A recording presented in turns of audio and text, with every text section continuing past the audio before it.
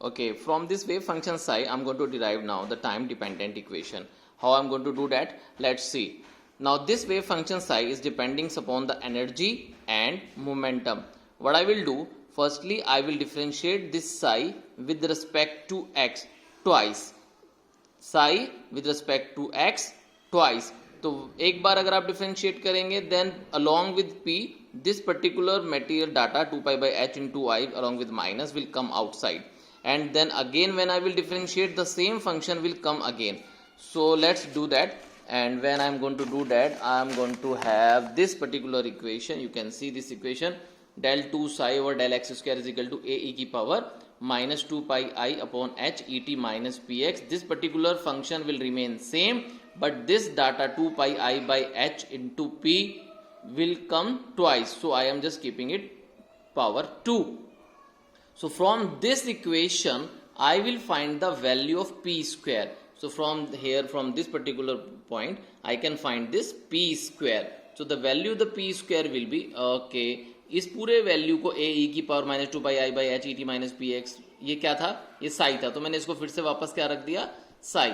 So here the value of the P square is this one.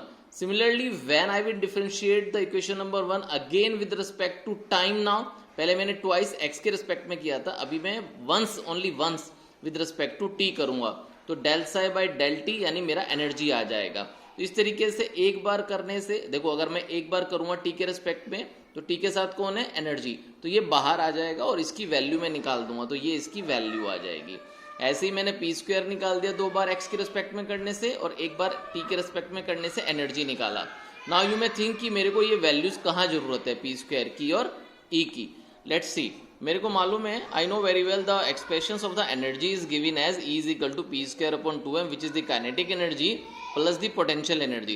So what I can do now here in this expression, when I will put the value the p square and the e, then I will get this expression. Simply आप e का value यहाँ पर रख दीजिए from this equation, और जो p square आपने यहाँ निकाला था इसको आप इधर पुट कर दीजिए, तो आपका ये इक्वेशन आ जाएगा. You know guys, this equation is known as the time dependent equation, and this equation can be used to explain non-stationary phenomena. For example, an electronic transactions between the two states of an atom can easily be explained with the help of this type of the time dependent equation.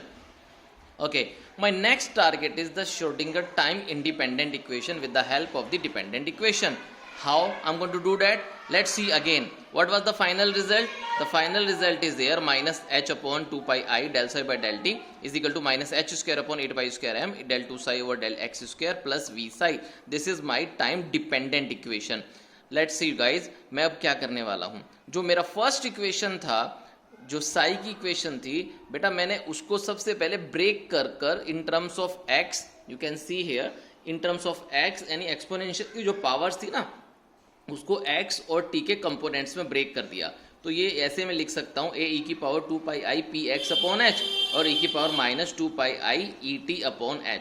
सो दो functions हो गए मेरा, एक in terms of position और एक in terms of time.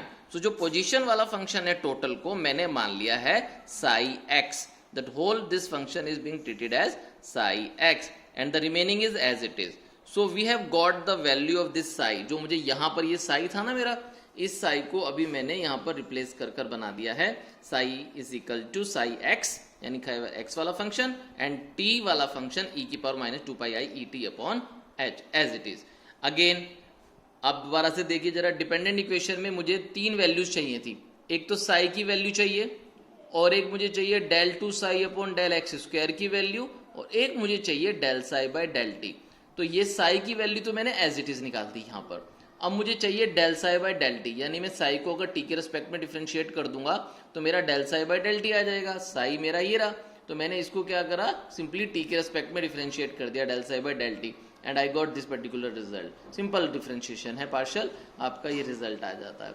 Simply अब मुझे चाहिए था del 2 psi upon del X square, तो मैंने इसको भी करा del 2 psi upon del X square, यानी अब इस इक्वेशन को दो बार एक्स के रिस्पेक्ट पे हम डिफरेंशिएट करेंगे and then I will get, देखो टी का तो वैल्यू सेम रहेगा, बस एक्स को करना है तो D 2 psi upon D x square.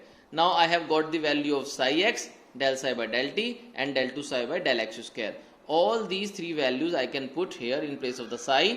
del psi by del t and del 2 psi by del x square. When you will do that, you will get the final result d2 psi upon dx square plus 8 pi square m upon h square into e minus v psi is equal to 0. This is known as the time independent equation. Okay guys, now I have explained you time dependent and independent equation. These are very important, keep in mind, and always directly you should be able to explain what is the dependent equation, then immediately you just need to explain this equation. And when I will call what is the independent equation, then this particular equation should be learned by you, should be explained by you easily. Okay guys, and keep in mind, in place of the h upon 2 pi, I can replace this h upon 2 pi sometime with the h cross. Already I have explained you so many times. This h cross is simply h upon 2 pi. Okay guys, thank you very much.